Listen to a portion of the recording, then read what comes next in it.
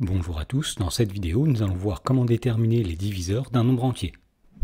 Dans l'exemple, on nous demande de déterminer tous les diviseurs des nombres suivants, et donc dans la première question on demande de déterminer tous les diviseurs de 63. Alors avant de faire cela, on va commencer par appeler ce qu'on appelle un diviseur d'un nombre. Alors si A et B sont deux entiers naturels, c'est-à-dire des entiers positifs ou nuls, eh bien on dira que B est un diviseur de A si le reste de la division euclidienne de A par B est égal à 0. Autrement dit, B est un diviseur de A si le nombre A est égal au nombre B multiplié par un certain nombre Q. Et en particulier, pour déterminer tous les diviseurs d'un nombre, on essaye de regarder successivement si 1 est un diviseur de ce nombre, si 2 est un diviseur de ce nombre, si 3 est un diviseur de ce nombre, etc. Alors voyons comment faire cela dans la question petit a, donc on cherche tous les diviseurs de 63. Donc tout d'abord, on va essayer de voir si 1 est un diviseur de 63. Alors oui, 1 est un diviseur de 63, puisque 63 est égal à 1 multiplié par 63. Ensuite, on regarde si 2 est un diviseur de 63. Alors étant donné que 63 est un nombre impair, il n'est pas divisible par 2, donc 2 n'est pas un diviseur de 63. Ensuite, on essaye de voir si 3 est un diviseur de 63. Alors pour faire cela, on peut utiliser par exemple une calculatrice.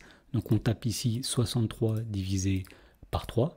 Et puisque le résultat est 21 qui est un nombre entier, cela veut dire que 3 est un diviseur de 63. Et plus précisément, on peut dire que 63 est égal à 3 multiplié par 21. Ensuite, on essaye de voir si 63 est divisible par 4. Donc là encore, on peut utiliser une calculatrice. Et donc on tape ici 63 divisé par 4. Et donc on voit ici que 63 divisé par 4 n'est pas un nombre entier, ce qui veut dire que 4 n'est pas un diviseur de 63. Ensuite, on va essayer de voir si 5 est un diviseur de 63. Donc là encore, on peut utiliser une calculatrice, et donc on va taper 63 divisé par 5. Et comme le résultat n'est pas un nombre entier, on en déduit que 5 n'est pas un diviseur de 63. Ensuite, on essaye de voir si 6 est un diviseur de 63. Donc on tape 63 divisé par 6, et on voit que le résultat n'est pas un nombre entier, donc 6 n'est pas un diviseur de 63. Ensuite, on essaye de voir si 7 est un diviseur de 63. Alors, on sait que 63 est dans la table de 7, c'est 7 fois 9. Donc 7 est bien un diviseur de 63, et 63 est égal à 7 fois 9. Ensuite, on essaye de voir si 8 est un diviseur de 63. Donc avec la calculatrice, on tape 63 divisé par 8, et on constate que le résultat n'est pas un nombre entier, donc 8 n'est pas un diviseur de 63. Ensuite, après 8, il y a 9, mais on sait déjà que 9 est un diviseur de 63, puisqu'on a dit que 63, c'est 9 multiplié par 7. Et donc, puisqu'on est retombé sur un diviseur qu'on a déjà écrit, on peut s'arrêter là, et les diviseurs de 63 sont tous les nombres qui sont écrits ici. Autrement dit, les diviseurs de 63 sont 1, 3, 7, 9, 21 et 63. Dans la question B, on nous demande de déterminer tous les diviseurs du nombre 120. Donc la méthode ici sera la même, on va essayer de voir si 1 est un diviseur de 120, puis si 2 est un diviseur de 120, puis si 3 est un diviseur de 120, etc. Donc tout d'abord on peut dire que 1 est un diviseur de 120, puisque 120 peut s'écrire comme 1 fois quelque chose, et 120 c'est 1 fois 120. Ensuite on teste le nombre 2, 2 est bien un diviseur de 120, puisque 120 est un nombre pair, et en effet 120 c'est égal à 2 multiplié par 60. Ensuite, on essaye de voir si 3 est un diviseur de 120, et effectivement, 3 est un diviseur de 120, puisque 120 est égal à 3 multiplié par 40. Ensuite, on essaye de voir si 4 est un diviseur de 120. Alors, il se trouve que 4 est bien un diviseur de 120, puisqu'on remarque directement que 120 est égal à 4 fois 30. Ensuite, on essaye de voir si 5 est un diviseur de 120, et donc pour faire cela, on peut utiliser une calculatrice.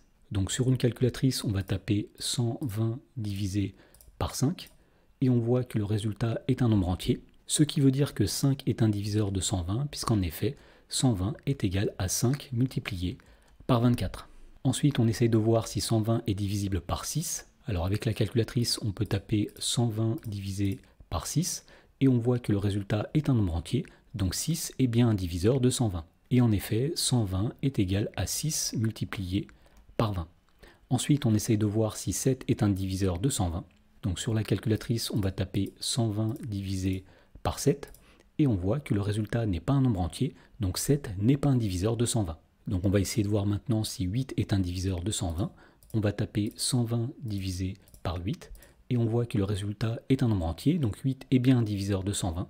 Et on peut même dire que 120 est égal à 8 multiplié par 15. Ensuite, on peut passer au nombre suivant qui est 9 et on va essayer de voir si 120 est divisible par 9. Et pour cela, on va taper 120 divisé par 9. Et comme on voit que le résultat n'est pas un nombre entier, cela veut dire que 9 n'est pas un diviseur de 120. Donc on peut passer au nombre suivant qui est 10. Alors on voit tout de suite que 10 est un diviseur de 120 puisque 120 est égal à 10 multiplié par 12. Ensuite, on essaie de voir si 11 est un diviseur de 120. Et donc pour cela, on va taper 120 divisé par 11. Et on constate ici que le résultat n'est pas un nombre entier. Donc 11 n'est pas un diviseur de 120. Ensuite, on peut passer au nombre suivant qui est 12. Mais on sait déjà que 12 est un diviseur de 120 puisqu'on avait dit que 120 est égal à 12 multiplié par 10. Et donc, puisqu'on est retombé sur un diviseur que nous avions déjà écrit qui est 12, eh bien on peut s'arrêter là. Et nous avons ici la liste de tous les diviseurs de 120. Et donc pour conclure, on peut dire que les diviseurs de 120 sont 1, 2, 3, 4, 5, 6, 8, 10, 12, 15, 20, 24, 30, 40, 60 et 120.